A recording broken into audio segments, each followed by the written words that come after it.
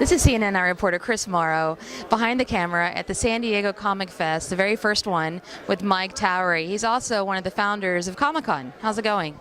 Oh, it's going pretty good. Talk about the concept of this convention. It's trying to get back to the kind of conventions we used to have, the smaller conventions, more intimate, kind of the camaraderie and low-key informal nature we had, where the various guests, the artists, the writers, the filmmakers would just sort of be there to hang out and kind of interact on a more equal level with the fans. Hi, I'm Scott Shaw. I'm a cartoonist. Grew up here in San Diego, and I was one of the kids that started Comic-Con on the committee. And obviously, it's grown to a massive size. It's still the best event of the year. I plan my whole year around each one. But it's nice to be here at the San Diego Comic Fest, because this is much more of an example of kind of how we did things in the early days. Of course, now we've got the benefit of experience, so we know a little bit more. But this is a great way to see kind of what it was like when things were more intimate, things where there wasn't a corporate or multiple corporate presences at the convention. This is more about the people that love comics because they make them, and people who love comics because they read them. And sometimes they're both the same person, such as myself. Barry Alfonso, and we're at the Town & Country Convention Center for the San Diego Comic Fest. When I was 12 years old, I ran an advertisement in a penny saver free newspaper looking for comic books, and through that I heard from Shel Dorf and Richard Alf, and I put them together, and when the three of them got together, they brought in Richard's friend Mike Towery, and a guy named Bob Sork, and a guy named Dan Stewart, and myself, and we met in Shel's parents' apartment, and that was the beginning of the San Diego Comic-Con in about September or October of 1969. Talk about this one now, and how are they similar in a little ways?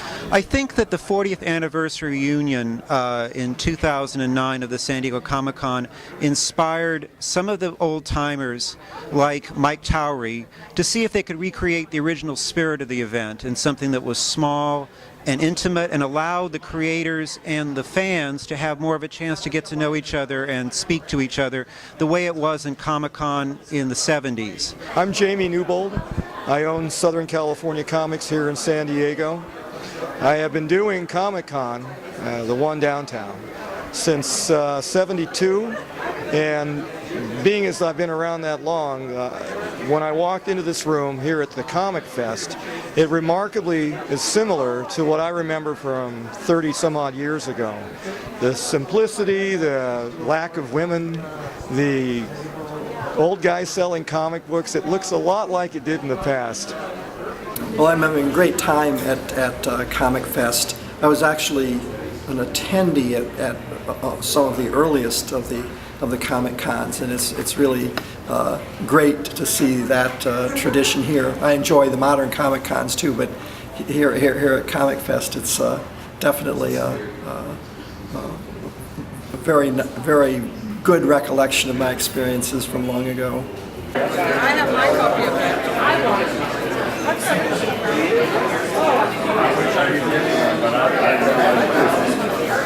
Hi, I'm Stan Sakai, and I'm the creator of Usagi Yojimbo. It's a Samurai Rabbit series.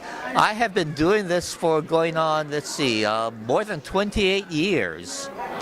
And Usagi's been around in print. He's also been on TV as a guest of the Teenage Mutant Ninja Turtles. I have been going to Comic-Con since 1977 or 78, when it was still the El Cortez Hotel.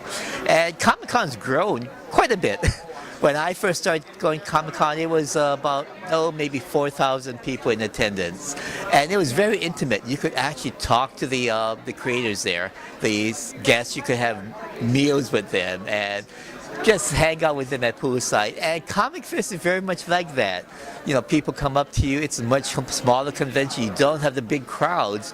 And you can talk one-on-one to the fans. And right now I'm actually working on pages from 47 Ronin. And I can't do that at Comic-Con. And here people get to see the process of my pencils or my inks. So it's a very nice, it's a very different experience from the mayhem that is Comic-Con now.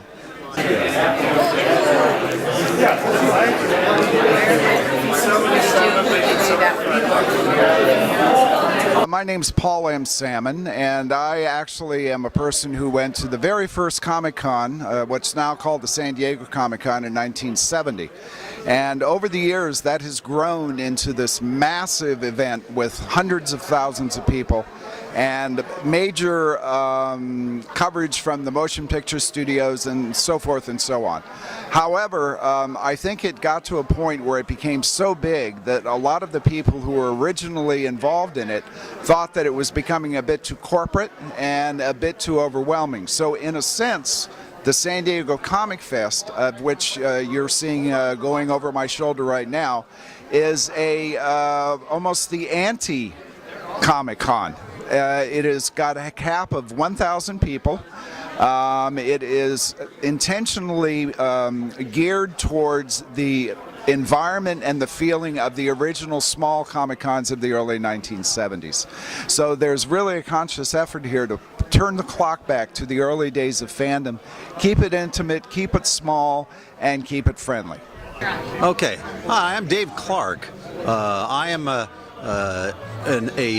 member of one of the original founding members of the San Diego Comic Convention, which we started here in San Diego in 1969, 1970, and I was just completing high school at that time. The San Diego Comic Convention at the El Cortez Hotel was a wonderful, intimate event with just a few hundred people, and at that time you had total access to talk to anybody that you wanted, no matter how famous they were. You could just sit down like at this little convention, and the idea of this convention is that it be intimate, that we be able to go up to and talk to anyone that you're interested in talking to, and a free exchange of ideas. Nobody has to stand in any line.